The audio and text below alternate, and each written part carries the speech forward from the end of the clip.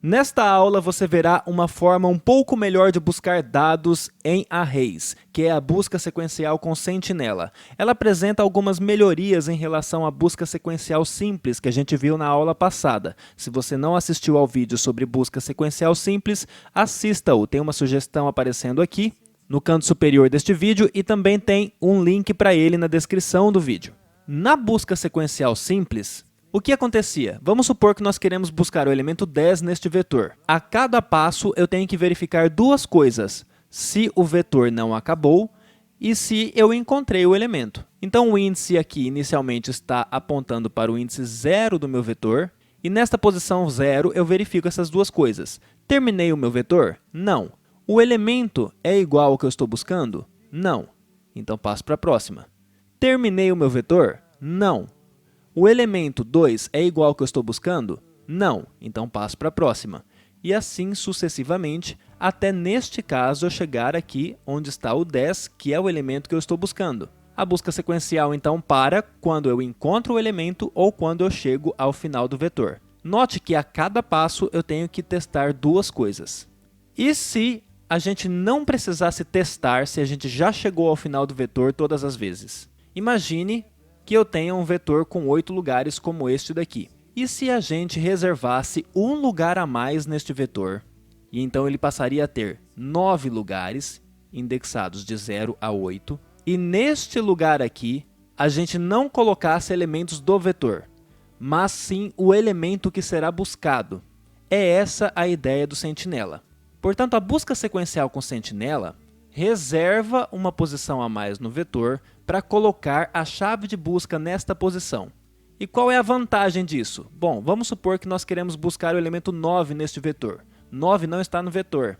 Com a busca sequencial com sentinela, nesta posição livre que eu reservei para o sentinela, eu coloco a minha chave de busca, no caso, o elemento 9. E agora eu não preciso mais testar se eu cheguei ao final do vetor. Eu só preciso testar se eu encontrei o elemento, porque eu invariavelmente vou encontrar o elemento. O elemento está no vetor. Então eu faço uma busca sequencial normalmente, mas a cada passo eu verifico simplesmente se o elemento é igual ao elemento buscado. Se for, eu encontrei, se não, passo para a próxima. Se ao final do processo o índice do elemento encontrado for o índice do sentinela, no caso 8, significa que eu não encontrei o elemento, porque eu encontrei o sentinela, que não é um elemento do vetor. Caso contrário, eu encontrei o elemento na posição que o algoritmo retornar. Simples, né? Então, a gente posiciona uma variável apontando para o índice inicial do vetor, índice 0, e testa. O elemento é igual ao buscado? Não, então passo para o próximo. 2 é igual ao elemento buscado? Não, então passo para o próximo. 1 é igual ao elemento buscado? Não. 0 é igual? 0 é igual a 9? Não. 7 é igual a 9? Não. 8 é igual a 9? Não. 4 também não. 5 também não. 9 é igual a 9? Sim. Qual é a posição em que esse 9 foi encontrado? A posição é 8, que é a posição do sentinela. Então, eu não encontrei o elemento. Como ficaria o nosso código neste caso?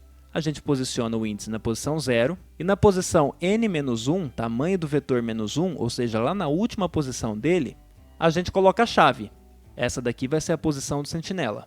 E a gente testa enquanto vetor na posição i, o elemento na posição i do vetor for diferente de chave, significa que a gente ainda não encontrou. Então, a gente soma uma unidade no i. Quando eu sair deste while, eu terei encontrado a chave. E aí eu testo onde eu encontrei. Se o meu i for igual a n-1, significa que eu encontrei na posição do sentinela. Neste caso, o elemento não está no vetor, não foi encontrado. Se não, ele foi encontrado na posição i.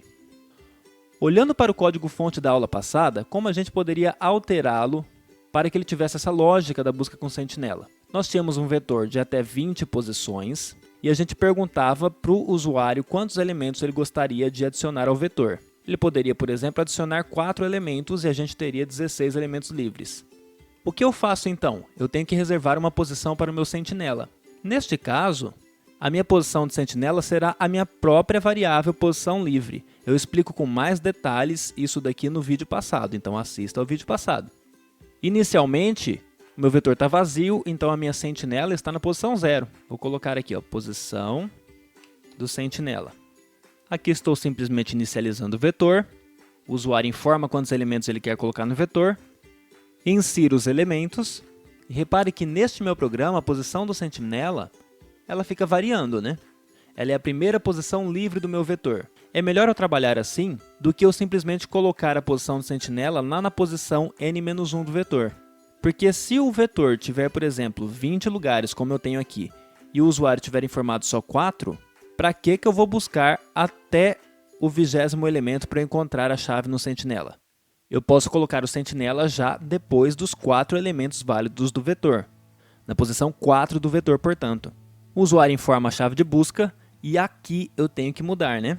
Porque eu estava fazendo uma busca linear simples, então eu testava se eu cheguei ao final do vetor, cheguei na posição livre, e se encontrei a chave. Como eu vou colocar a chave no sentinela, faltam fazer duas coisas aqui.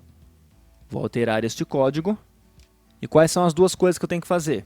No vetor, o elemento da posição livre, que é a posição do sentinela, tem que receber a chave. Coloquei a chave de busca no sentinela. Agora eu garanto que ela está lá e eu posso tirar isso daqui.